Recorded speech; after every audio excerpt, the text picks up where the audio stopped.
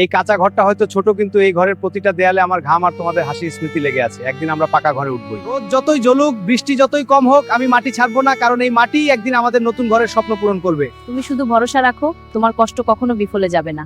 আল্লাহ ভগবান একদিন আমাদেরও সুখের দিন দেখাবেন। যদি এবারও ফসল ভালো না হয়, তাহলে ঘর বানানোর স্বপ্নটা আবার পিছিয়ে যাবে, কিন্তু আমি হার মানবো না। বাবা দেখো, এত ধান আমাদের মাঠ তো সোনার মতো ঝলমলছে। বন্ধুরা, তোমরা লাইক সাবস্ক্রাইব করো যেন আমরা স্বপ্নের বাড়ি বানাতে পারি। আজ ন্যায্য দাম পেলাম, মনে হচ্ছে সত্যি আমাদের স্বপ্নটা এবার সত্যি হতে চলেছে। ইটগুলো শুধু ইট না, আমাদের বছরের কষ্ট আর আশা দিয়ে গড়া। সত্যি বাবা? হ্যাঁ সোনা। বাবা, আমাদের নতুন ঘরের এই জানালা দিয়ে আমি প্রতিদিন সূর্য ওঠা দেখব। এই রংটা আমাদের নতুন জীবনের রং। কষ্টের দিনগুলো পেছনে ফেলে আমরা সামনে এগো। আজ আমাদের ঘরের দরজা লাগছে, মনে হচ্ছে জীবনের নতুন অধ্যায় শুরু হচ্ছে। এই ঘরটা শুধু আশ্রয় নয়, এটা আমাদের পরিশ্রমের জয়ের প্রমাণ।